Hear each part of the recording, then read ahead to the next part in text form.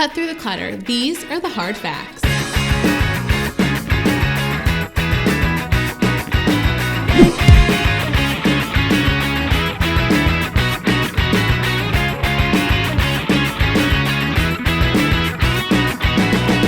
My name's Samantha Cunningham, and this week on Hard Facts, I want to talk to you about email marketing, but I want to focus on some best practices for mobile email marketing.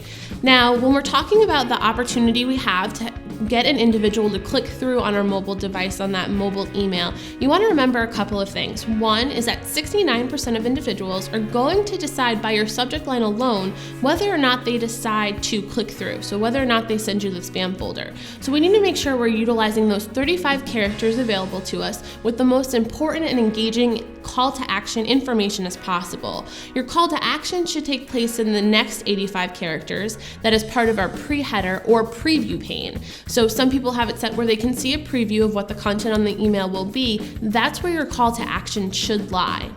Now, what about when you get into the content of the email at last? Well, make sure that you have a single column view that's going to be most compatible on all mobile devices. And the other thing you want to remember is when you have links, when you have buttons and graphics, to make sure that they're large enough so that way you can click through to them. And actually, you're not even clicking. What you're doing is tapping. So when you're talking about call to actions or buttons even, don't use the words click here. That's something that does not translate from a desktop to a mobile email. So they're tapping. Make sure that you have a similar call to action for that. And make sure your buttons are large enough. If somebody has fat fingers, it's going to be really easy for them to click through on a link they may not have intended to look at.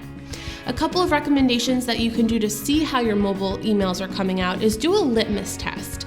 A litmus test will allow you to look at over 30 email platforms and devices to see how your email looks. And now the thing to remember most of all is it's about mobile awareness. It's not about taking your current strategy and completely overhauling it. What you want to do is be aware of this as you create content, as you move forward, and as you reevaluate your processes. This is something that can be done over time, but make sure it is a priority. That's just another example of how a hard fact turns into a solid strategy. Like, tweet, or comment below on a topic you'd like us to cover, and I'll see you next week.